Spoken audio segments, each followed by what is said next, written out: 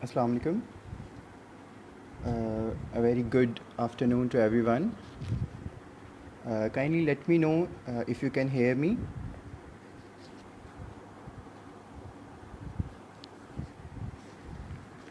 Can you hear me?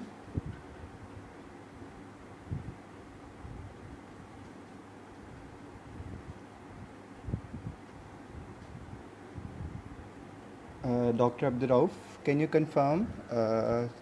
Can you hear me?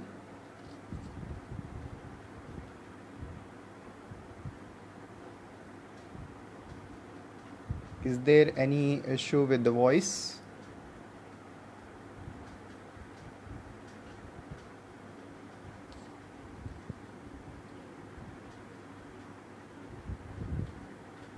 Okay, thank you so much.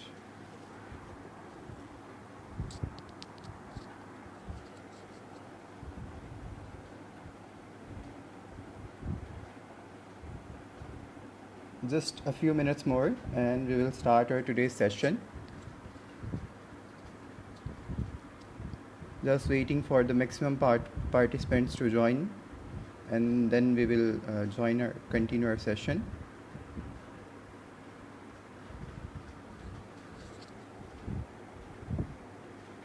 I hope everyone is fine and taking preventive measures against coronavirus spread, and hopefully everyone is learning new things in these vacations. Just a couple of minutes more.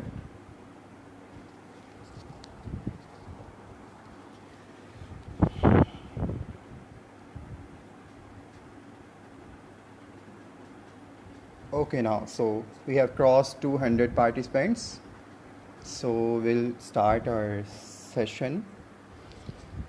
So should I switch to another language or bilingual, as I think most of the people are from Pakistan, and for them Urdu language would be more preferable and easy to understand.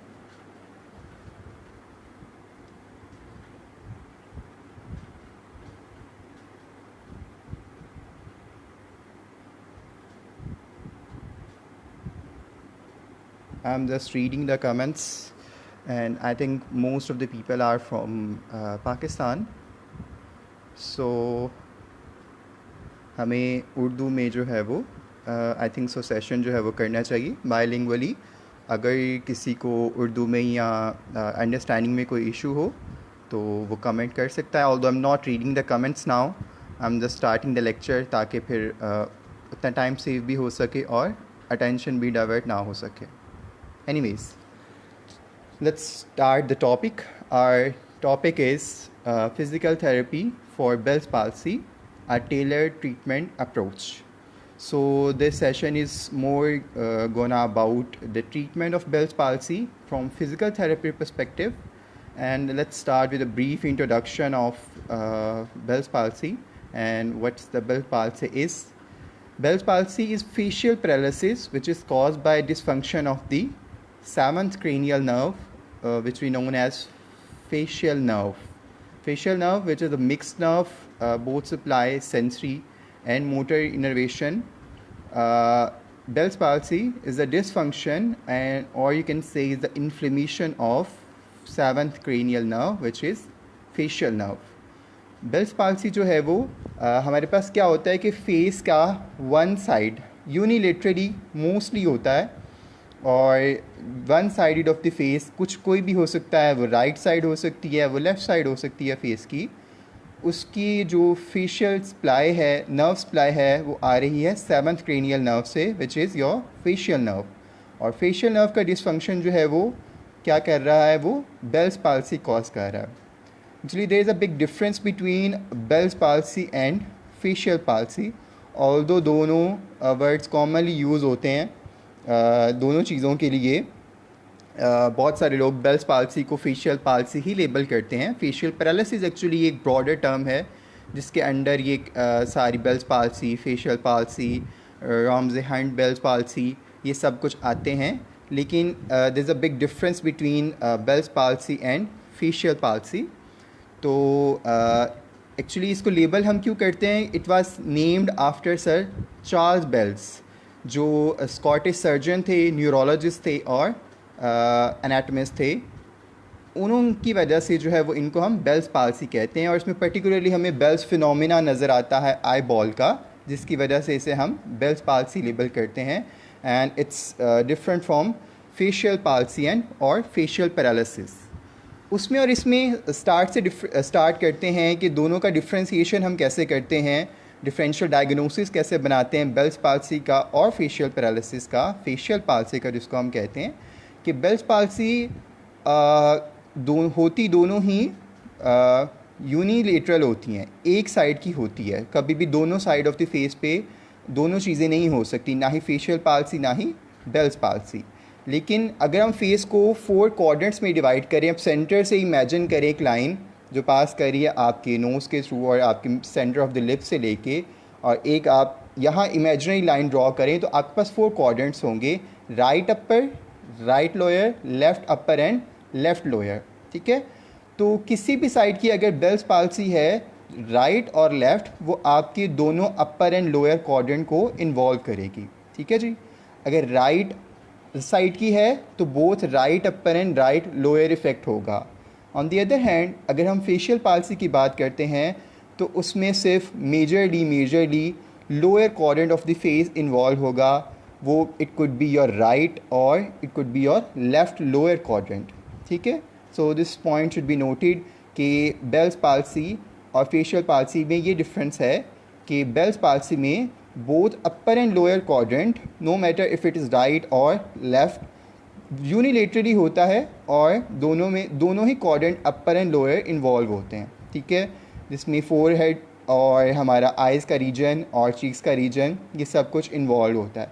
On the other hand अगर हम facial palsy की बात करते हैं तो उसमें only the lower quadrant of the face is involve. उसमें upper quadrant जो होता है, upper part of the face जिसमें फोरहेड है और इसमें हमारे पास आइज़ आ रही हैं, वो स्पेयर होता है, उसमें कोई हमें ऐसे सिम्टम्स जो है वो अपेयर नहीं होते।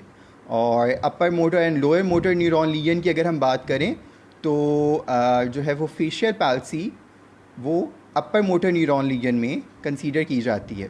ठीक है, ऑन द अदर हैंड जो बेल्स पाल्सी है it is your lower motor neuron lesion.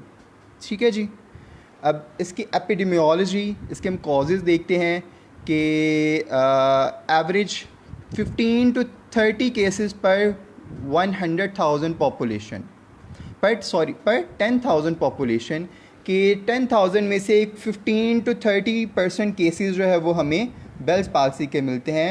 और जो फेशियल पैरालिसिस के पेशेंट्स हैं उसमें से 60 to 75% जो है वो केसेस हमारे पास मोस्टली बेल्स पाल्सी के होते हैं। सो जितने भी आपके पास ऐसे केसेस आते हैं जो फेशियल पैल्सी से रिलेटेड हैं, फेशियल पैरालिसिस से रिलेटेड हैं, उसमें 60 to 75% all are unilateral facial palsy cases, उसमें बेल्स पाल्सी के केसेस ही होते हैं। तो मेजरली हम जो पेशेंट्स को डील करते हैं वो बेल्स पाल्सी के ही केसेस होते हैं। अब देन आगे हम उसको डायग्नोसिस का डिफरेंशियल डायग्नोसिस करते हैं based upon the clinical findings and its sign and symptoms, कि उसके अकॉर्डिंगली हम देखते हैं कि ये बेल्स पाल्सी है या फेशियल पैरालिसिस है या और इसकी कोई और टाइप है ड्यू टू कार्सिनोमा, किसी और रीज़न की वजह से भी हो सकता है। ठीक है जी, अब होता ये है कि facial nerve is damaged by inflammation within the nerve causing it to become enlarged at the point where the nerve exist the skull through stylomastoid foramen. Facial nerve जो है एज वी नो कि वो स्टाइलोमेस्टॉइड foramen से जो है वो जब निकलती है तो वो बोनी प्रोमिनेंस जो है, वो बोनी फोरामेन जो है, वहाँ पे जब नर्व की इन्फ्लेमेशन हो जाती है तो नर्व क्या होती है, स्वेल हो जाती है, साइज़ में क्या हो जाती है, इंक्रीज़ हो जाती है। उस इंक्रीज़ होने की वजह से उसके साथ से जो ब्लड वेजल्स निकल रही हैं उन पे क्या आता है, उन पे इस्कीमिक कंप्रेशन कॉज होना शुरू हो जाता है, और जिसकी वजह से जो है वो आगे जो मसल्स हैं, कॉरिस्पॉन्डिंग मसल जिनको वो सप्लाई कर रही है फेशियल नर्व, वो क्या कर जाते हैं, उनकी नर्व सप्लाई और ब्लड सप्लाई को क्या होती है, ब्लॉक होना शुरू हो जाती है। ठीक है, अब इसको हम मज़ीद कैसे क्लिनिकली कैसे लेबल करते हैं कि ये सब कुछ होने के बावजूद, अब सब पर इसके कॉजेज़ पे बात करते हैं कि कॉजेज़ के क्या होते हैं बेल्स पाल्सी के। मोस्ट कॉमनेस्ट कॉज जो है वो, एक तो सबसे इम्पॉर्टेंट चीज़ ये है कि इडियोपैथिक है, इट्स कॉज इज़ अननोन। इसके कॉजेज़ मोस्टली जो है वो अभी तक लेबल नहीं कर सके साइंटिस्ट, लेकिन जो नॉन कॉजेज़ हैं उसमें मोस्ट कॉमनेस्ट कॉज जो है वो हर्पेस सिम्प्लेक्स वायरस है, जिसकी वजह से ये इन्फेक्शन या इन्फ्लेमेशन होती है फेशियल नर्व की। ठीक है जी। और बहुत सारे और कॉजेज़ हो सकते हैं, मॉर्बिडिटीज़ हो सकती हैं दूसरी डिजीज़ की वजह से, जैसे स्ट्रोक के पेशेंट्स में भी हमें जो है वो फेशियल पैरालिसिस देखने को मिलता है। डायबिटीज़ मेलाइटस के पेशेंट्स में जो है वो चांसेस होते हैं कि, और मास्थेनिया ग्रेविस की में भी चांसेस होते हैं, मल्टीपल स्क्लेरोसिस में भी चांसेस होते हैं कि ऐसी कोई आपको बेल्स पाल्सी अकर हो सके। ठीक है जी। और कार्सिनोमाज हो सकते हैं, और लाइम डिजीज़ हो सकती है। These are some common known causes, और इसमें से मोस्ट कॉमनेस्ट जो नॉन कॉज है वो हर्पेस सिम्प्लेक्स वायरस है, जो इन्फेक्शन को लीड करता है। ठीक है जी, जिसकी वजह से मोस्ट कॉमनली जो है वो बेल्स पाल्सी अकर होती है। Otherwise it's still idiopathic in nature, कि इसका कॉज जो है वो क्या है, अननोन कॉज है। ठीक है जी।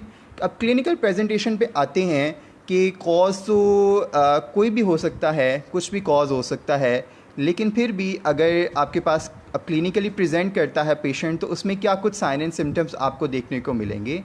स्टार्टिंग फ्रॉम द टॉप, आपको क्या होगा कि फोर हेड की रिंकलिंग, अब जैसे मैं फ्रॉनिंग कर रहा हूँ तो यू कैन सी कि मेरे विजिबल रिंकल्स हैं। जिस साइड पे इफ़ेक्टेड साइड जो होगी उस साइड पे ये फोर हेड के रिंकल्स जो हैं वो क्या हो जाएंगे, लॉस हो जाएंगे।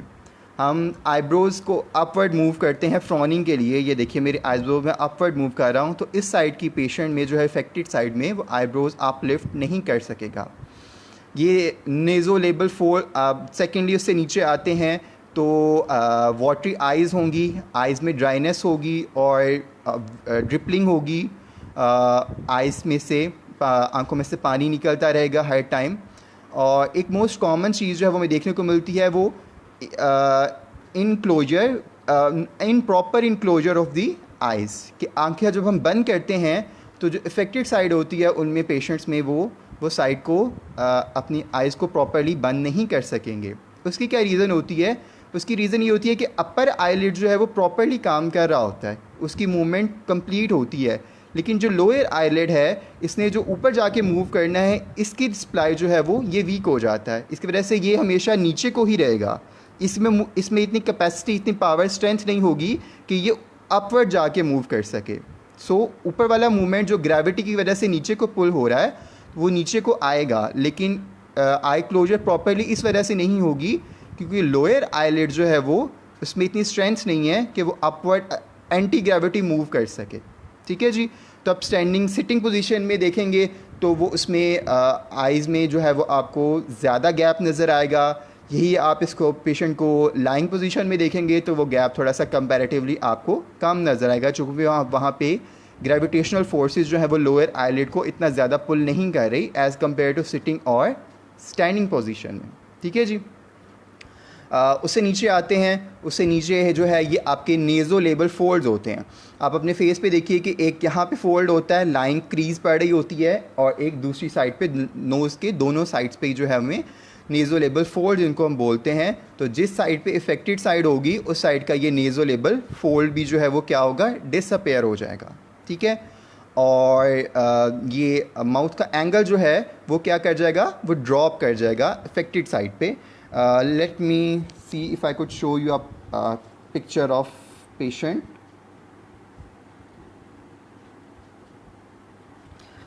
ये मैं आपको दिखा रहा हूँ, आप देखिए, let me know if it is visible. इस तरह की क्लिनिकल प्रेजेंटेशन होती है जिसमें फोर हेड के जो है वो रिंकल्स डिसअपेयर हो जाते हैं, नेज़ोलेबल फोल्ड डिसअपेयर हो जाता है, और एंगल ऑफ द माउथ क्या करता है, वो डेविएट हो जाता है। ठीक है जी। इस तरह की पेशेंट की क्लिनिकल प्रेजेंटेशन होती है, और माउथ ओपन रहता है एक साइड से, तो उसमें से जो वो स्लाइवा जो है वो ड्रिपल आउट करता है। स्लाइवा जो है वो हर टाइम जैसे आइज़ में से जो है वो एयर आई ड्रॉप्स जो है वो निकल रहे हैं, इस तरह सलाइवा भी जो है वो रिपल डाउन करता है from the side of the open mouth. ठीक है जी, ये इसकी क्लिनिकल प्रेजेंटेशंस है। इसके ये डायग्नोस्टिक प्रोसीजर मोस्टली ज़रूरी नहीं होते, इसके हम क्लिनिकली प्रेजेंट पेशेंट जब करता है तो उसमें हम ये साइन एंड सिम्टम्स देख के पहले तो हम इसी से जो है वो डायग्नोसिस कर लेते होते हैं कि ये फेशियल पाल्सी है या बेल्स पाल्सी है। कि उसमें अगर जैसे मैंने आपसे पहले बताया कि अगर both upper and lower quadrant involve है एंड बेल्स फिनोमिना के आगे जाके बात करते हैं। तो अगर बेल्स फिनोमिना है and both upper and lower quadrants are involve, तो इसको हम मोस्टली हम लेबल कर देते हैं कि इट इज़ बेल्स पाल्सी। और अगर अपर क्वाड्रेंट इन्वॉल्व नहीं है, just the lower quadrant is involve, जिसमें नेज़ोलेबल फोल्ड है और एंगल ऑफ द माउथ जो है वो डेविएटेड है, तो वो उसको हम फिर फेशियल पाल्सी में जो क्या है अपर मोटर न्यूरॉन लीजन है उसमें हम लेबल कर देते हैं। ठीक है जी, डायग्नोस्टिक प्रोसीजर इसकी मोस्टली हम हिस्ट्रीज़ और क्लिनिकल प्रेजेंटेशंस पे जो है वो इसका डायग्नोसिस बनाते हैं। अगर मज़ीद आप कुछ लेबलिंग करवाना चाह रहे हैं तो इसके लिए MRI स्कैन भी किए जाते हैं और उसमें न्यूरोमास वगैरह को लेबल करने के लिए कि इसके कॉजेज़ में कहीं कोई इंटरनल न्यूरोमा डेवलप तो नहीं हुआ कैंसर, कोई ऐसे सार्कोमा तो नहीं है, तो उसको लेबल करने के लिए आप MRI करा सकते हैं। CT स्कैन भी जो है वो डायग्नोस्टिक प्रोसीजर्स में आता है। लेकिन मोस्टली जो है वो हम इसमें क्लिनिकल एग्जामिनेशन से और पेशेंट की हिस्ट्रीज जो है वो डायग्नोस्टिक इसके प्रोसीजर्स में इन्वॉल्व होता है। ठीक है जी, अच्छा एक चीज़ अब जो हम जिस पे बात करते हैं that is Bell's phenomena. Bell's phenomena क्या होता है कि जिस साइड की पेशेंट की अफेक्टेड साइड होगी, उस साइड की जब पेशेंट आइज़ को क्लोज़ करना की ट्राई करेगा तो उसकी आई बॉल जो है वो आउटवर्ड एंड अपवर्ड मूव कर जाएगी। ठीक है, नॉर्मली जो है वो हम आइज़ जब क्लोज़ करते हैं तो हमारी आई बॉल स्टेबल ही रहती हैं या स्लाइट अपवर्ड मूवमेंट जाती है। ठीक है, ऑन द अदर हैंड, और आप आई बॉल को देख भी नहीं सकते हो, लेकिन जैसे हम पेशेंट में देखेंगे तो पेशेंट में चूँकि आइज़ जो है वो प्रॉपरली क्लोज़ नहीं हो सकेंगी, तो इसलिए हमें आई बॉल की रोलिंग जो है वो विजिबली नज़र आएगी। तो बेल्स फिनोमिना क्या है कि जब आइज़ पेशेंट क्लोज़ करता है तो उसकी आई बॉल जो है वो आउटवर्ड एंड अपवर्ड मूव करती है। सपोज़ वो यहाँ है आई बॉल, तो वो थोड़ा सा आउटवर्ड जाएगी और फिर अपवर्ड रोल कर जाएगी। This is termed as Bell's phenomena. और अगर बेल्स फिनोमिना भी पॉजिटिव है और both upper and lower quadrants दोनों इन्वॉल्व हैं, तो हम इसको लेबल करते हैं बेल्स पाल्सी पे, जो कि हमारा इसका टॉपिक है। इसका डिफरेंशियल ऐसे बनाते हैं। मोस्ट इम्पॉर्टेंट चीज़ ये है कि इसका सडन ऑनसेट होता है। ठीक है, विदिन 24 आवर्स के सिम्टम्स अपेयर होना शुरू होते हैं ग्रेजुअली। इसमें पॉसिबिलिटी है कि पेशेंट को चेंज इन द टेस्ट और चेंज इन द सेंसेशन और हेयरिंग सेंसेशन में थोड़ा सा लॉस आना शुरू हो। Ear pain behind the ear and jaws जो है वो यहाँ पे उसको पेन टाइप और सेंसेशन जो है वो वाइब्रेटरी सेंसेशंस जो है वो उसको फील होना शुरू हों, तो ये उसके अर्ली सिम्टम्स होते हैं। एंड लेटर ऑन जो है वो ग्रेजुअली कंप्लीट सिम्टम्स जो है वो अपेयर होना शुरू हो जाते हैं।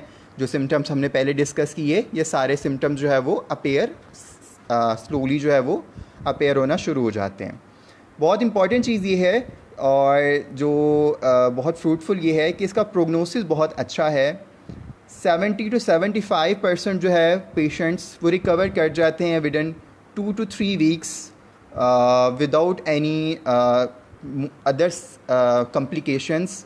किसी भी और कॉम्प्लिकेशंस के बग़ैर पेशेंट जो है वो रिकवर कर जाते हैं, जो कि इसका प्रोग्नोसिस है और जो बहुत अच्छा प्रोग्नोसिस है कि विदाउट ट्रीटमेंट भी जो है वो इसकी रिकवरी जो है वो 100% अचीव हो जाती है। ठीक है, और बाकी जो 25% बचते हैं उनमें और बहुत सारी कोमॉर्बिडिटीज़ हो सकती हैं या उनका ट्रीटमेंट प्लान अच्छा नहीं हो सकता। आज हम फिज़ियोथेरेपी में देखेंगे, इसकी फ़िज़ियोथेरेपी ट्रीटमेंट के बारे में बात करते हैं कि फ़िज़ियोथेरेपी ट्रीटमेंट में सम टाइम कुछ हम कन्वेंशनल ट्रीटमेंट्स ऐसे यूज़ कर रहे होते हैं जो रिक्वायर्ड नहीं होती हैं और उनका फ़ायदे की बजाय नुकसान हो रहा होता है। और वो नुकसान यही है कि एक तो प्रॉपर रिकवरी नहीं हो पाती, और अगर रिकवरी होती है तो दूसरी कॉम्प्लिकेशंस आना शुरू हो जाती हैं, जिसमें सिनकाइनेसिस है और मसल्स की जो है वो टाइटनेस होना शुरू हो जाती है। ठीक है, और then at the end of the session उसका प्रैक्टिकल सेशन भी हम करेंगे कि उसमें हम उसको चीज़ों को कैसे मैनेज करते हैं। ठीक है जी। अब जब डायग्नोसिस हम कर रहे होते हैं तो इसकी हम लेबलिंग करते हैं, ग्रेडिंग करते हैं। उसके लिए हम हाउस ब्रैकमैन स्केल जो है वो इसकी स्वेरिटी के लिए हम यूज़ करते हैं। उसके 6 ग्रेड्स होते हैं, 1 to 6 तक हम जाते हैं। 1 का मतलब है कि उसमें नॉर्मल है पेशेंट, और 6 का मतलब है कि स्वेयर कंडीशन है, he can't even move a single muscle. ठीक है जी। इसके ग्रेडिंग के अकॉर्डिंगली इसकी हम ट्रीटमेंट डिज़ाइन करते हैं। ठीक है, हाउस ब्रैकमैन स्केल है, आप अगर इसको गूगल करें तो आपको वहाँ पे विजिबल मिल जाएगा और इसकी डिस्क्रिप्शन भी मिल जाएगी। तो depending upon the patient's sign and symptoms, उसके लिए हम क्या करते हैं कि हाउस ब्रैकमैन स्केल जो है वो हम यूज़ करते हैं, उसके अकॉर्डिंगली इसकी हम ग्रेडिंग करते हैं। And as I told you कि उसमें इसके 6 ग्रेड्स होते हैं हाउस ब्रैकमैन स्केल के, और उसके अकॉर्डिंगली हम पेशेंट्स को फिर फिज़िकल थेरेपी में उसके अकॉर्डिंगली हम इसको ट्रीट करते हैं, because it's a tailor treatment plan. सभी पेशेंट्स को ये नहीं है कि बेल्स पाल्सी हो गई है और सभी पेशेंट्स को सेम ट्रीटमेंट प्लान आप देना शुरू कर देंगे। ऑल्दो कन्वेंशनली तो यही प्रैक्टिस हो रही है कि सभी को एक जैसा प्लान दिया जा रहा है, सभी को EMS और एक्सरसाइज थेरेपी और बबल च्यूइंग और होम एक्सरसाइज प्लान भी ऑलमोस्ट सभी का सेम होता है। लेकिन अनफॉर्चुनेटली जो मॉडर्न रिसर्च है वो ये कहती है कि the plan should be patient specific, patient की ग्रेडिंग के अकॉर्डिंगली आप उसको ट्रीटमेंट प्लान उसका प्रोवाइड करें। ठीक है जी।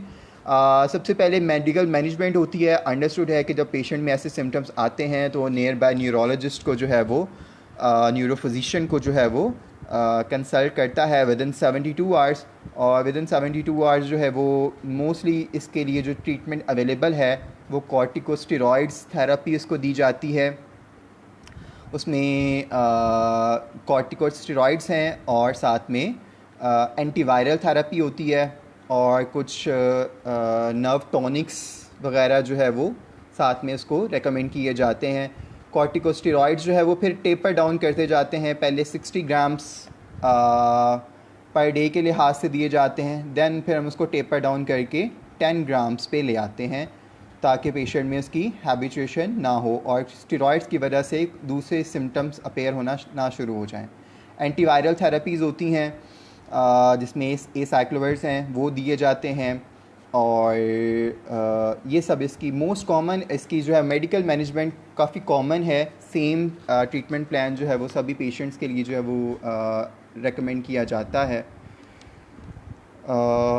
नेक्स्ट इसमें हमारे पास अब देखते हैं कि बीइंग फिज़ियोथेरेपिस्ट हमारा क्या रोल है। फिज़ियोथेरेपिस्ट में जो है वो क्या रोल जो है वो इसमें प्ले करते हैं, फिज़ियोथेरेपी का क्या रोल है। ठीक है जी। फिज़ियोथेरेपी इंटरवेंशंस के बारे में अब हम बात करते हैं कि सबसे पहले हमने देख लिया कि इसके कॉजेज़ क्या हैं, देन हम इसको हमने कैटेगराइज कर लिया, इसकी ग्रेडिंग हमने कर ली, इसका डिफरेंशियल डायग्नोसिस हमने कर लिया कि we are only dealing with the Bell's palsy patients. ठीक है। अब बेल्स पाल्सी पेशेंट्स में हम ट्रीटमेंट प्लान करते हैं। एक्चुअली इसकी फेजेस होती हैं, रिकवरी फेजेस बेल्स पाल्सी की 4 फेजेस हैं इसकी। पहली है फेज़ जो है वो प्रोग्रेसिव फेज़ होती है, ये प्रोग्रेस फेज़ होती है, वो फॉर फर्स्ट वीक चलती है, डे 1 से डे 7 तक। स्लोली जो है वो क्या होते हैं कि सिम्टम्स जो है वो अपेयर होना शुरू होते हैं। ठीक है, और उनमें स्वेरिटी आती है विद टाइम। ठीक है, ये प्रोग्रेस फेज़ होती है, डे 1 से डे 7 तक चलती है। This phase continues from 1 to 7 days of onset till complete progression when muscle go in flaccidity and facial asymmetry develops। ठीक है जी। फर्स्ट वीक में जो है वो फेज़ हुआ है उसको प्रोग्रेस फेज़ कहते हैं। ठीक है, इसमें सिम्टम्स अपेयर होते हैं, देन वो स्लोली क्या होते हैं डिसअपेयर होना शुरू होते हैं और फ्लैसिडिटी आती है। सबसे पहले फ्लैसिडिटी आती है।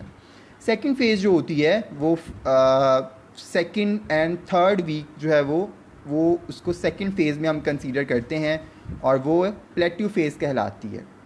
सेकंड फेज़ का नाम है प्लेट्यू फेज़। इसमें बहुत ज़्यादा रिकवरी जो है वो हमें नहीं मिलती, जो एक प्लेट्यू आ चुका होता है, मसल्स में फ्लैसिडिटी में होते हैं तो वो फ्लैसिडिटी में ही रहते हैं, ठीक है। इसको हम प्लेट्यू फेज कहते हैं और इसकी लेंथ होती है for the next 2 weeks, 2 to 3 weeks. Then recovery phase आना शुरू हो जाती है कि जो है वो नर्व इटसेल्फ, उसकी इन्फ्लेमेशन जैसे जैसे कम होती है मसल्स में, उनकी नर्व सप्लाई जो है वो दोबारा उनमें रीजनरेशन आना शुरू होती है और मसल दोबारा से अपनी नॉर्मल स्ट्रेंथ गेन करना शुरू कर देते हैं। और लास्ट पे आ जाती है हमारी सीक्वल फेज़। उसमें क्या होता है, उसमें जो है वो दूसरे सिम्टम्स अपेयर होना शुरू हो जाते हैं, जिसमें मसल टाइटनेस है और जिसमें हमारे पास सिनकाइनेसिस आता है। सिनकाइनेसिस अब नॉर्मल मूवमेंट्स को हम कहते हैं कि सम टाइम ऑक्यूलर ऑरल सिनकाइनेसिस होता है और ऑरल ऑक्यूलर सिनकाइनेसिस होता है। सिनकाइनेसिस ये होता है कि इनवॉलेंट्री मसल कंट्रैक्शन होना शुरू हो जाती है। सपोज़ आप बोल रहे हो तो आपकी आइज़ की जो है वो इनवॉलेंट्री ब्लिंकिंग होना शुरू हो जाएगी, या जस्ट आप आइज़ को यूज़ कर रहे हो और आपकी माउथ की जो है वो इनवॉलेंट्री ब्लिंकिंग होना शुरू हो जाएगी। मे बी आपने ऐसे पेशेंट्स को देखा हो। This is we termed as medically synkinesis. और ये आप कह लें कि नेचुरली कुछ लोगों में डेवलप होता है, लेकिन कुछ लोगों में ड्यू टू मेल ट्रीटमेंट, जिसमें हम जब से EMS यूज़ करते हैं, अभी इसके बारे में बात करते हैं, EMS वगैरह से भी अगर हम उसको पेशेंट को रिक्वायर्ड नहीं है और फिर भी हम इसको गैल्वेनिक करंट जो हम दे रहे हैं, इलेक्ट्रिकल स्टिमुलेशन दे रहे हैं, उसकी वजह से मसल में हाइपरटोनिसिटी आना शुरू हो जाती है और वो बजाय फ़ायदे के वो नुकसान दे रही होती है, ठीक है जी। पेशेंट को हम 4 ग्रुप्स में डिवाइड करते हैं generally according to the treatment plan. Initiation group, facilitation group, movement control and relaxation groups. हर ग्रुप के लिहाज से उसकी ट्रीटमेंट प्लान अलग होता है, लेकिन अभी हम जर्नलाइज एक ट्रीटमेंट प्लान में आपको बताता हूँ कि उसमें हम उस जर्नलाइज ट्रीटमेंट प्लान में क्या लेके चलते हैं। सबसे पहले जो कन्वेंशनल थेरेपी है उसके बारे में हम बात करते हैं कि कन्वेंशनली हमारे जो क्लिनिकल प्रैक्टिस में क्या होता है कि पेशेंट में को EMS जो है वो लगाया जाता है। पेशेंट को मोटर पॉइंट्स पे जो है वो करंट जो है वो अप्लाई किया जाता है और कंसीडर ये किया जाता है कि इससे उसकी चूँकि इंटरनली उसके जो है वो मसल्स की जो है वो इनर्वेशन क्या हो चुकी है, स्टॉप हो चुकी है, तो इसलिए एक्सटर्नली जो है वो हम उसको स्टिमुलस दे रहे हैं। ऑल्दो ये डिपेंड करता है, रिसर्च इस चीज़ को प्रूव करती है कि EMS लगाने से पेशेंट में रिकवरी जो है वो जल्दी होना शुरू हो जाती है, लेकिन अब किस ग्रेड पे लगाना है ये बहुत इंपॉर्टेंट है। ये पॉइंट है, ये आप समझने की कोशिश कीजिएगा कि EMS जो है वो हम पेशेंट्स में लगाते हैं, किन पेशेंट्स के लिए EMS जो है वो रिक्वायर्ड है। आपको मैंने बोला कि हम इसकी सबसे पहले ग्रेडिंग करते हैं हाउस ब्रैकमैन स्केल के अकॉर्डिंग, और उस स्केल के 6 ग्रेड्स होते हैं। ग्रेड 1 है, 2 है, 3 है। ग्रेड 1 है कंप्लीट रिकवरी है, पेशेंट्स को कोई सिम्टम अपेयर नहीं हो रहे, जैसे नॉर्मल है, आप है, मैं है, तो कोई सिम्टम्स नहीं है तो हम ग्रेड 1 में लाए करते हैं। और ग्रेड 6 जो है उसमें कंप्लीट जो है वो ब्लॉकेज है, 100% जो है वो EMS full form electrical muscular stimulation. EMS electrical muscle stimulation, muscle को हम इलेक्ट्रिकली जो है वो स्टिमुलेट करते हैं, दैट इज़ EMS, ठीक है जी। तो उस ग्रेडिंग के अकॉर्डिंग ग्रेड 4, 5 एंड 6 जो स्वेयर पेशेंट्स हैं, जो स्वेयर कंडीशन के पेशेंट हैं, हाउस ब्रैकमैन स्केल के अकॉर्डिंग ग्रेड 4, 5 एंड 6, ये वो पेशेंट्स हैं जिनको EMS रेकमेंड किया जाता है, ठीक है। Grade I am repeating, grade 4, 5 and 6 का पेशेंट्स जो है वो इनको हम EMS रेकमेंड करते हैं, उनमें EMS लगाएंगे तो आपको रिकवरी मिलेगी। On the other hand grade 2 और 3 के पेशेंट्स को EMS की ज़रूरत नहीं है, चूँकि उनमें मसल्स में इटसेल्फ अंदर से इतनी स्ट्रेंथ है, इतनी उनमें उनकी नर्व्स बहुत ज़्यादा 100% नहीं, लेकिन एटलीस्ट 30-40% जो है वो नर्व सप्लाई जो है वो उनकी इंटैक्ट है, ठीक है। तो इसलिए जब अंदर से इंटैक्ट है, अंदर से स्टिमुलस आ रहा है मसल को, तो जब आप बाहर से भी स्टिमुलस देना शुरू करेंगे तो उससे क्या होगा कि मसल्स में टोनिसिटी उनकी बढ़ जाएगी, हाइपर टोनिसिटी होना शुरू हो जाएगी। तो ऐसे पेशेंट्स में फ़ायदे की बजाय उनमें लेटर ऑन मसल टाइटनेस और मसल में सिनकाइनेसिस डेवलप होगा, जो कि फ़ायदे की बजाय क्या है, नुकसान है, ठीक है।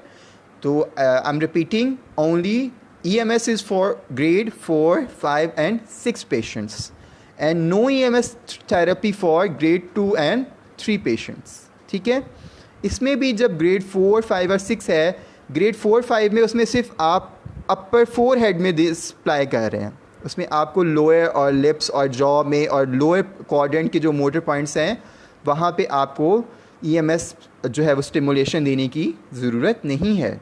ठीक है जी. ग्रेड 6 जो है, चूँकि उसमें बिल्कुल भी मूवमेंट नहीं है, तो उसमें आप क्या करते हो कि उसमें फिर आप सारे ही फेस के मोटर पॉइंट्स को आप कवर करते हो. ठीक है जी. अब ये थी EMS की बात, जिसमें हम इंटरमिटेंट गैल्वेनिक करंट जो है वो सप्लाई करते हैं. आप चाहे तो इंडिविजुअल मसल को जो है, इंडिविजुअल मोटर पॉइंट को जो है वो आप जो है स्टिमुलेट कर सकते हैं, चाहे तो आप ग्रुप जो है वो ग्रुप फॉर्म में मसल्स को स्टिमुलेट कर सकते हैं. और इसके लिए रेकमेंड ये किया जाता है कि आप पेशेंट को सिटिंग पोजीशन में जो है वो बैठ के इसको आप स्टिमुलस दें rather then in lying position.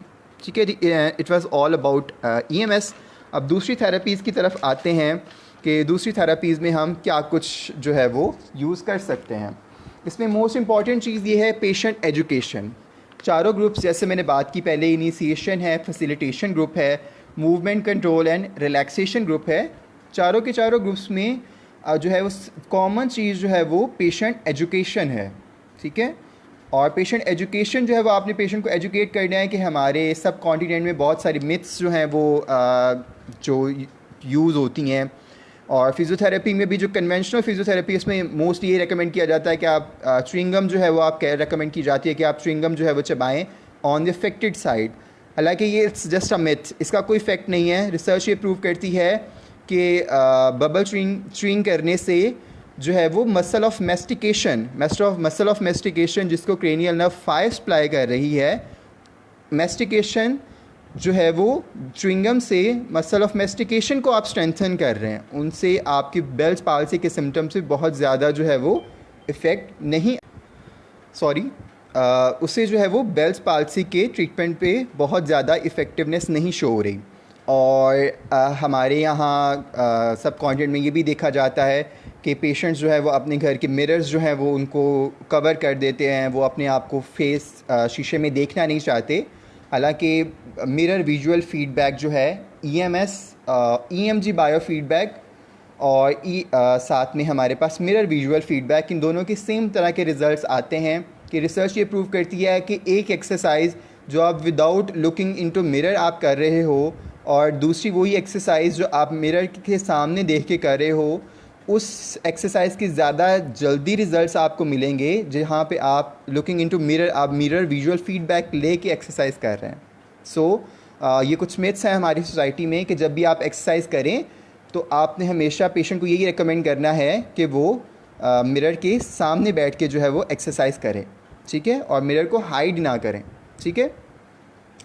अब आते हैं इसकी दूसरी ट्रीटमेंट्स पे कि इसमें मसल को आपने एक्टिवेट करना होता है. उसमें मीम थेरेपी होती है, फेशियल एक्सरसाइज होती हैं, फेशियल फंक्शनल एक्सरसाइज होती हैं. जैसे फ्रॉनिंग है. अब देखिए फ्रॉनिंग जो है वो आप फोर हेड रिंकलिंग कर रहे हैं. अब सपोज़ ये राइट साइड इफेक्टेड है तो इसमें जो है ये आईब्रो अपवर्ड मूव नहीं करेगी, तो यहाँ पे फिर हम एक्टिव असिस्टेड एक्सरसाइज करेंगे कि अपवर्ड मूव कर रहा है तो ये चूँकि ऊपर नहीं जा रही, ये वीक है, तो इसमें अपनी ही फिंगर से पेशेंट इसको असिस्ट करके ऊपर लेके जाएगा. ठीक है. जो है वो ब्लोइंग करते हैं, मुंह में हवा भरते हैं, यहाँ से लीक करेगी.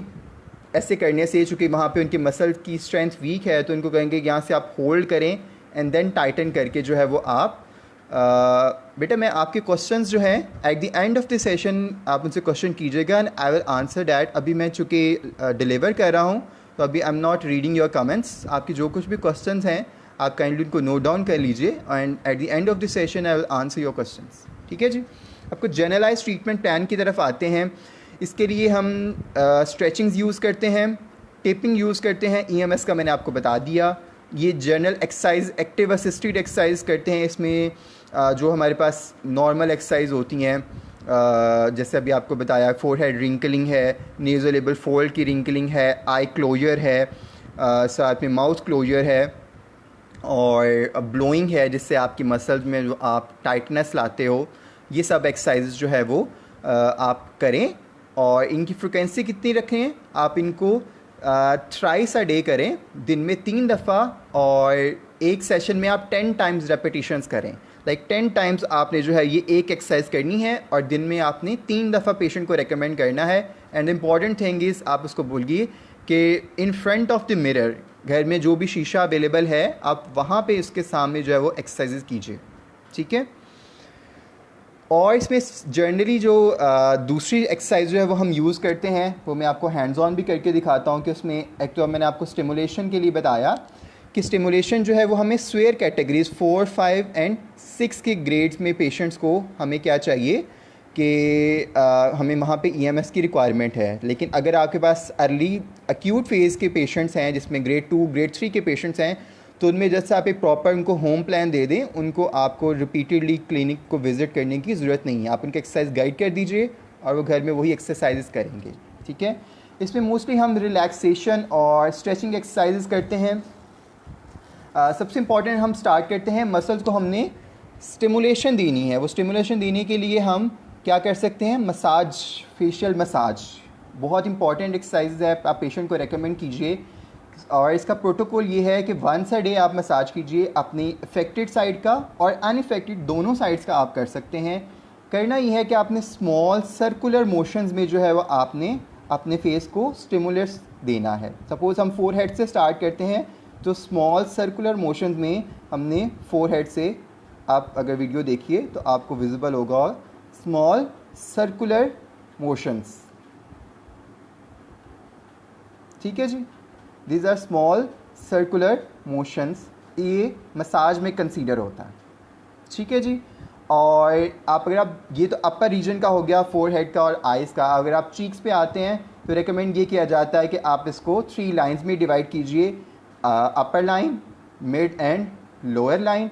और देन इसमें भी आप जिसको गोइंग थ्रू द लाइंस, आप गूगल कीजिए तो आपको फेस की फेशियल लाइंस जो है वो नज़र आया, वहाँ पे एक चार्ट मिलेगा। और वो लाइंस मसाज, फेशियल मसाज का ये रूल होता है कि इनवर्ड टू आउटवर्ड आप मूव कीजिए। तो always start from the in mid line of the face, और उस पर आप क्या करें, उसको बाहर की तरफ आप जाते जाइए, ठीक है जी। This is all about your massage, facial massage, ठीक है। इम्पॉर्टेंट चीज़ ये है कि हमेशा जो है मसाज करने से भी पहले, और अभी आपको फेशियल कपिंग थेरेपी के बारे में भी थोड़ा सा गाइड करता हूँ, कि उसके लिए भी हमेशा आप फेस पे, पेशेंट के फेस पे कोई इमोलिएंट यूज़ कर लें, ठीक है। कोई आप नॉन ग्रीजी लोशन यूज़ कर सकते हैं, कोई क्रीम यूज़ कर सकते हैं, कोई ऑयल यूज़ कर सकते हैं, जैसे ऑलिव ऑयल है जो है, लेकिन उसकी एक्सेस क्वांटिटी ना यूज़ कीजिए, कहीं पेशेंट के पिंपल्स वगैरह ना निकल आए। बहुत माइनर जो है वो उसकी क्वांटिटी जो है आप यूज़ कीजिए फॉर द मसाज। और फॉर कपिंग थेरेपी भी आपकी नेक्स्ट आपको बताता हूँ कि उसमें आपने कैसे यूज़ करना है। और मसाज के बारे में आपको बताया कि स्मॉल सर्कुलर मोशंस में जो है फ्रॉम इनसाइड टू आउटसाइड आप लेके जाइए, ठीक है जी। It was about massage. Affected side पे कीजिए। और इम्पॉर्टेंट, बहुत इंपॉर्टेंट चीज़ है जो हम अक्सर मिस कर जाते हैं, वो ये है कि आपने हमेशा नेक को भी, अफेक्टेड साइड के नेक मसल्स को भी आपने स्ट्रेच भी कराना है और उन पे आपने रिलैक्सेशन भी इंड्यूस करानी है। Massage is for your relaxation, ठीक है। एक्सरसाइज हम कर रहे हैं फॉर न्यूरोमस्कुलर कोऑर्डिनेशंस के लिए। जो एक्सरसाइज पहले हमने देखी, हमने ईएमएस देखा, it was for neuromuscular coordination, neuromuscular retraining. जो पेशेंट्स में न्यूरोमस्कुलर री एजुकेशन हम कर रहे हैं, वो उनके लिए वो एक्सरसाइजेज हैं जो हम उनको पहले प्रिस्क्राइब कर रहे हैं। और ये जो नेक्स्ट स्ट्रेटजीज़ हैं, जिसमें मसाज है, जिसमें स्ट्रेचिंग है, जिसमें टेपिंग है, ये रिलैक्सेशन एंड प्रिवेंटिव मेजर्स के लिए हम कर रहे हैं, ठीक है जी। ये मसाज था। अब आप इसको नेक के रीजन में भी करेंगे, अफेक्टेड साइड के 3 फेजेस में। आप इसको 3 लाइंस में, जैसे हमने चीक्स में डिवाइड किया, आप इसको 3 फेजेस में ऐसे डिवाइड करें। और एक सेशन आपने उनको कहें कि जी 1 मिनट के लिए जो है वो आप एक रीजन को, this the upper region, second region and third region, 2-3 minute, और इसकी आप रेपिटेशन भी जो है वो आप ऐड कीजिए, ठीक है। This was about the massage. Second चीज़ आती है टेपिंग के बारे में। हम बात करते हैं कि टेपिंग जो है वो पेशेंट्स में, हम फेशियल पाल्सी के पेशेंट्स में रेकमेंड की जाती है। करते कैसे हैं, इंपॉर्टेंट चीज़ ये है, 2 जगह पे हम टेपिंग यूज़ करते हैं। फेशियल पाल्सी की, बेल्स पाल्सी की टेपिंग जो है वो आप कोई भी मेथड यूज़ कर लीजिए, वो आपके लिए इफ़ेक्टिव है। चूँकि यहाँ पे थोड़ा सा डिफरेंस आता है मेल टू फीमेल्स में, कि मेल्स में चूँकि बियर्ड होती है और फीमेल्स में फेस उनका क्लियर होता है, कोई फेशियल हेयर्स नहीं होते। तो आप कोई भी जो है अकॉर्डिंग टू योर एक्सपर्टीज़ जो है वो आप टेप क्या कितनी टेप्स आपने यूज़ करनी है और कौन सी टेप्स आपके पास अवेलेबल हैं, वो आप उसको according to your clinical expertise and your availabilities जो है वो आप उसको यूज़ कर सकते हैं। सिंगल टेप भी यूज़ कर सकते हैं आप। यहाँ से कॉर्नर ऑफ द लिप से जो है, सपोज़ अब जैसे मेरी बियर्ड है, मेरे जैसा पेशेंट हो जिसकी बियर्ड हो, तो वहाँ पे जो है वो आप नीचे जो है वो नहीं यूज़ कर सकते। तो आप सिंपल एक टेप यहाँ से यहाँ पे लगा सकते हैं और एक टेप आपने कॉर्नर ऑफ द माउथ से यहाँ पे लगा, सिंपली एक टेप भी आप लगा सकते हैं। उससे जो वो आपको स्टिफनेस जो है वो आपका रिक्वायर्ड स्ट्रेच जो है वो मिल जाएगा, ठीक है। ऑन दी अदर हैंड जो अगर फीमेल पेशेंट्स हैं और उनमें जो है वो जो बेस्ट मेथड है वो यूज़ करने का ये है कि आप जो है वो अलोंग दी जॉ लाइन पहली टेप आप 4 पीसेस काटिए टेप के। टेप कोई भी आपके पास अवेलेबल हो सकती है, इसमें काइनेजोलॉजी केटी टेपिंग रिक्वायर्ड नहीं है। आप सिंपल जो है वो आपकी सर्जिकल टेप होती है, सर्जिकल में भी कुछ में स्ट्रेचेबल होती है, जैसे निटिंग टेप होती है, जब ड्रिप्स आप कैनोला पास करते हैं तो वहाँ पे जो आप लगाते हैं, तो आप वो सिंपल टेप भी यूज़ कर सकते हैं। तो जो बेस्ट मेथड है, जो रिसर्च इस चीज़ को प्रूव करती है कि वो टेप के आप 4 पार्ट्स कीजिए।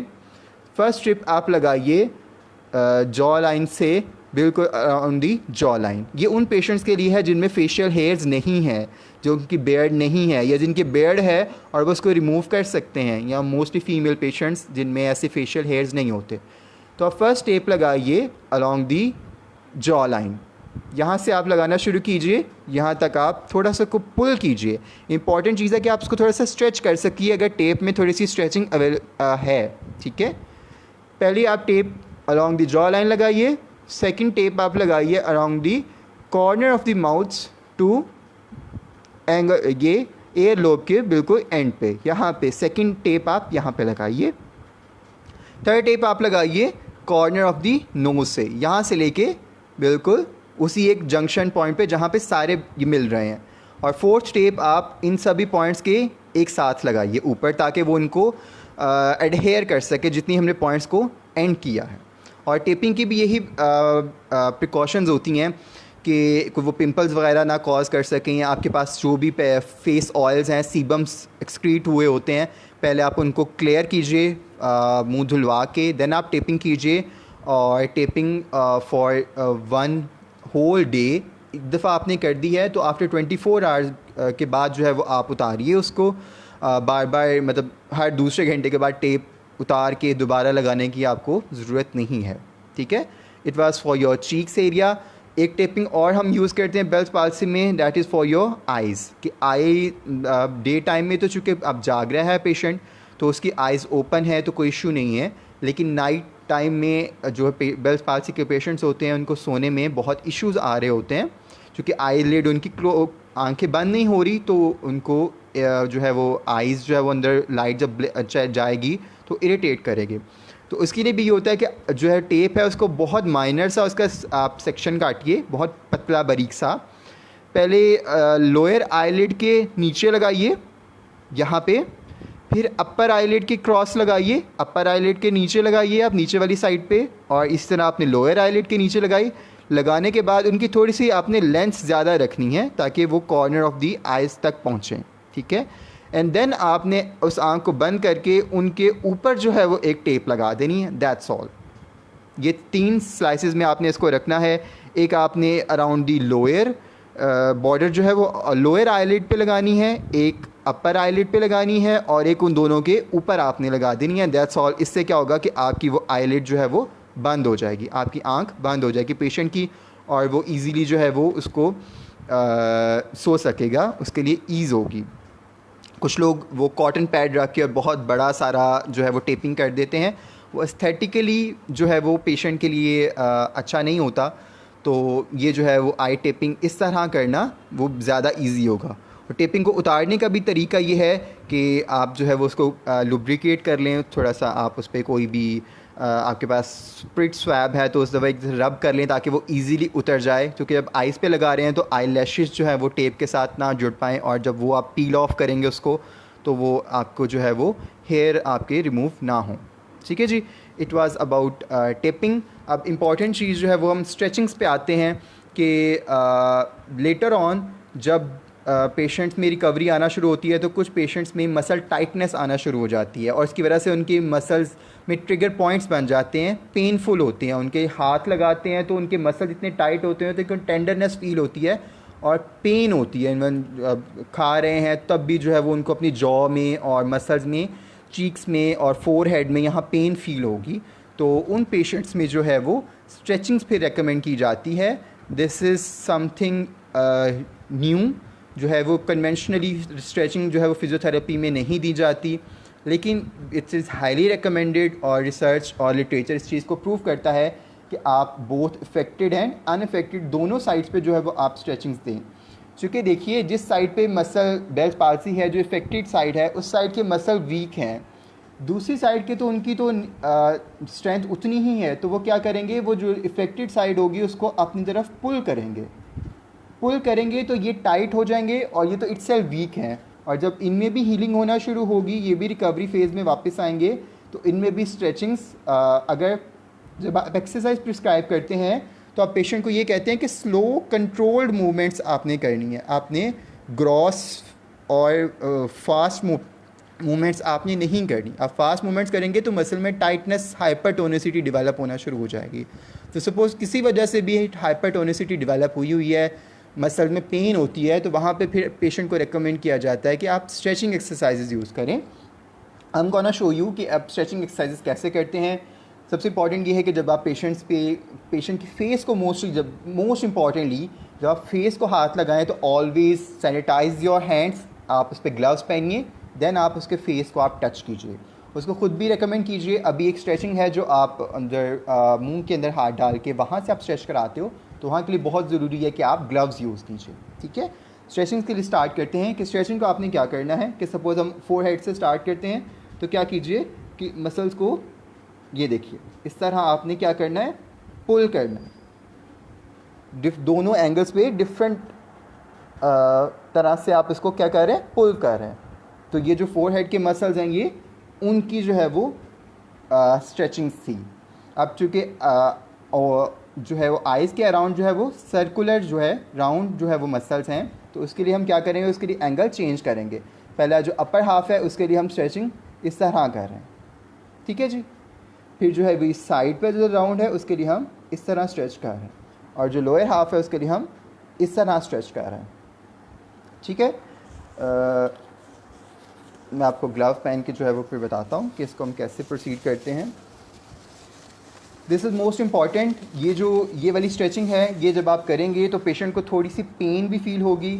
आप चाहें तो ख़ुद भी कर सकते हैं, और चाहें तो पेशेंट को आप रेकमेंड कीजिए कि वो खुद से जो है वो घर पे ये स्ट्रेचिंग्स जो है वो ऐड करें। स्ट्रेचिंग का भी सेम प्रोटोकॉल है, आप वंस अ डे जो है वो स्ट्रेचिंग कीजिए, और स्ट्रेचिंग के दौरान भी ये ख्याल रखना है कि बहुत ज़्यादा पेन जो है वो पेशेंट को ना हो।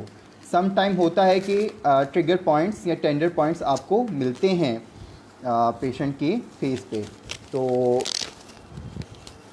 आप एक क्लॉक को इमेजिन कीजिए कि 12 ओ क्लॉक है, फिर 3 ओ क्लॉक है, और उनके दरमियान 5 है, 10 है, 15 है, 20 है, 25 है, 30 है। तो आप अपनी फेस पे पेशेंट के अकॉर्डिंगली इसको जज कीजिए। आपने करना ये है कि आपने पिंच करना है with your thumb and index finger, इस तरह पिंच करना है और पिंच करके उसको पुल करना है नीचे की तरफ, ठीक है जी। थंब को आप जो है वो अब मैं पहले आपको बता दूं फिर आपको करके दिखाता हूं कि आप इसको माउथ के अंदर लेके जाएंगे, चीक को ऐसे दबाएंगे और उसको प्रेस करेंगे with your tip of the thumb and your index finger. इन दोनों चीज़ का आपको प्रेस करेंगे और उसको नीचे को पुल करेंगे, ठीक है। This is for your cheeks. इसके लिए भी हम जैसे आपको मैंने बताया कि आप क्लॉक इमेजिन कीजिए 12 ओ क्लॉक, और यहाँ पे 5 मिनट्स, 10 मिनट्स, 15 मिनट्स, 20, 25 और यहाँ 30, ठीक है। तो प्रोटोकॉल यही है कि इसको आप प्रेस कीजिए और सारी पांचों लाइंस जो है वो उन पे आप प्रेस करके उसको लेके आइए। तो अब स्टार्ट कर आपको दिखाता हूँ ये क्या करना है कि सिर्फ आपने प्रेस करना है, इसको पुल करना है।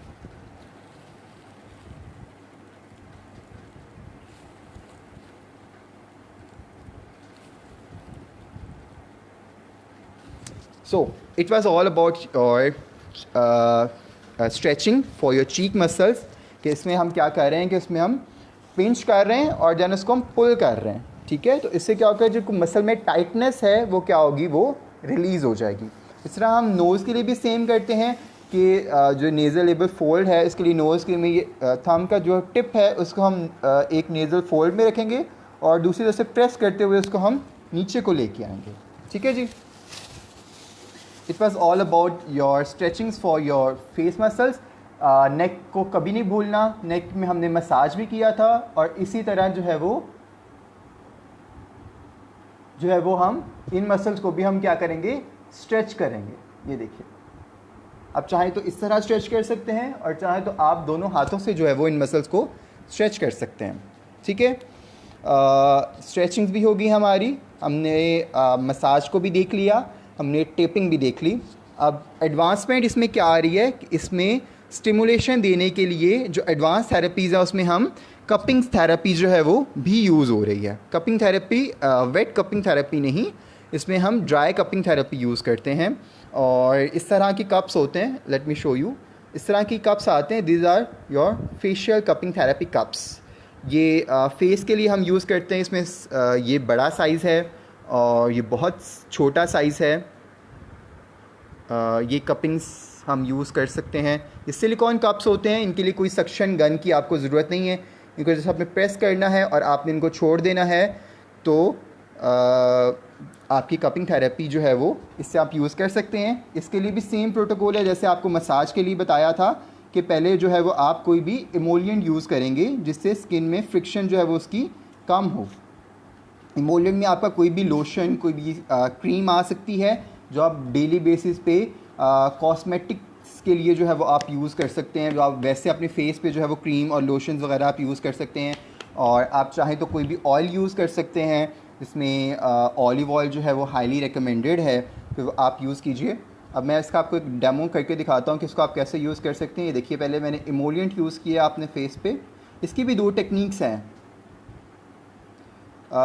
जी मैं अभी जो है वो टेपिंग को दोबारा जो है वो आपको रिपीट कर देता हूँ। पहले जो है वो आप इमोलिएंट यूज़ करते हैं पेशेंट की फेस पे ताकि उसको कोई फ्रिक्शन जो है वो कम हो जाए। अब ये देखिए, दिस इज़ योर कप। इसमें हम क्या करते हैं, इसको हमने प्रेस करना है। जितना हम इसको प्रेस करेंगे, जितना मैं ज़्यादा इसको प्रेस करूँगा, ये देखिए, जितना मैं ज़्यादा इसको प्रेस करूँगा उतनी ये डीप सक्शन करेगा। जितना माइल्ड कम प्रेस करूँगा उतनी ये वीक सक्शन करेगा, ठीक है। तो उसकी भी दो टेक्निक्स हैं कि सबसे पहले एक टेक्निक तो ये है कि आप इसको लगाते हैं और उतार देते हैं। ये देखिए,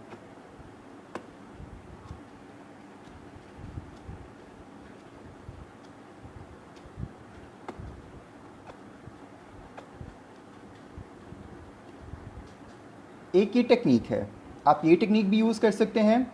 दूसरी टेक्निक ये है, इसको ग्लाइडिंग टेक्निक हम कहते हैं, कि आप small section, mild, medium section आप कीजिए। ये देखिए मैं कितना प्रेस कर रहा हूँ इसको, मैं बहुत ज़्यादा इसको डीप प्रेस नहीं कर रहा, बहुत माइनर सा इसको प्रेस कर रहा हूँ। इसको हम मॉडरेट सेक्शन कहते हैं, कि आप इसने रखा और देन आप इसको ग्लाइड कर रहे हैं टू आउटवर्ड। ये देखिए,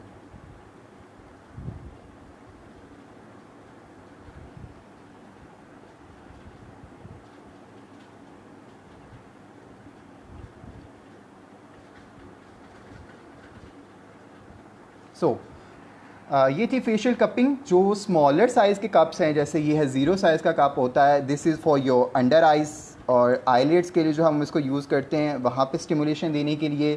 रिसर्च ये प्रूव करती है कि कपिंग थेरेपी से जो है वो मोटर स्टिमुलस भी जाता है पेशेंट की स्किन को, चूँकि आप मसल्स को जो है वो क्या कर रहे हैं, स्टिमुलेट कर रहे हैं।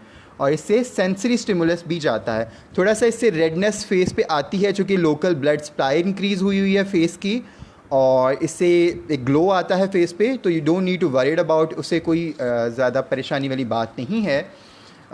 ऑल यू नीड कि आप इसको एज़ कम्प्लीमेंट्री थेरेपी जो है वो यूज़ कर सकते हैं, ऐड कर सकते हैं अपनी ट्रीटमेंट प्लान में।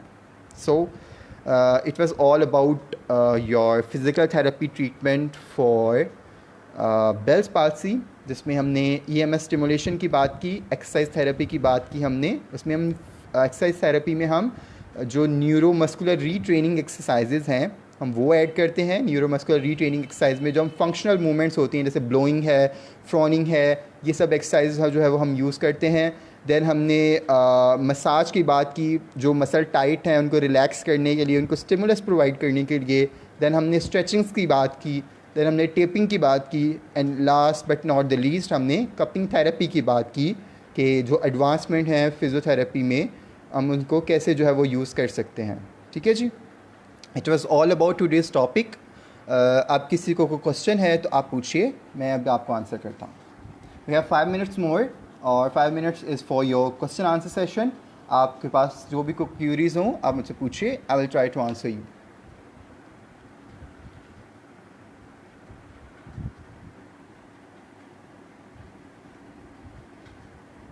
सर फेशियल कपिंग कहाँ से मिलेगी अगर बाय करनी हो तो? बेटा you can get it from any online Daraz, और दराज ऐप से जो है वो इजीली मिल जाते हैं, आप वहाँ से जो है वो यूज़ कर सकें। सिलिकॉन कप्स को यूज़ करने का ये फ़ायदा है कि इनमें दोबारा बार बार आपको सक्शन नहीं देनी पड़ेगी। आप वो जो दूसरे हिजामा कप्स होते हैं उनमें भी ये साइज़ आते हैं, तो अब वो यूज़ करेंगे तो वहाँ पे आपको वो दोबारा से एक दफ़ा सक्शन आप तोड़ दे, उसमें आप ये टेक्निक नहीं यूज़ कर सकते बार बार, तो ये दोबारा आपको यूज़ करना पड़ेगा। तो these are silicon cups are best for this kind of sessions, जहाँ पे आपने रिपीटेडली उसको उतारना है, आपने सक्शन ब्रेक करनी है और अगेन आपने सक्शन क्रिएट करनी है। Any other? Taping first day, question ऊपर चला गया, टेपिंग के बारे में क्वेश्चन था। टेपिंग फर्स्ट डे से रेकमेंड करेंगे? फर्स्ट डे से टेपिंग आप बिल्कुल रेकमेंड कर सकते हैं, ताकि जो है वो ये मसल जो इफेक्टेड साइड है वो टाइट रहेगी, तो ये जो अनइफेक्टेड साइड है वो उसको पुल नहीं कर सकेगी, तो टेपिंग से उसको स्टिमुलस भी मिलता रहेगा।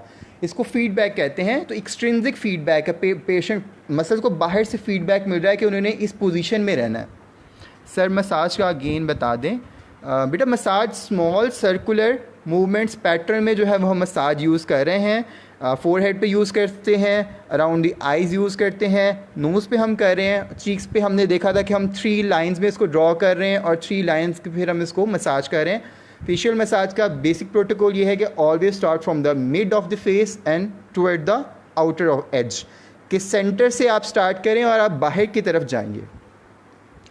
EMS सुपाइन पोजीशन में नहीं करवा सकते?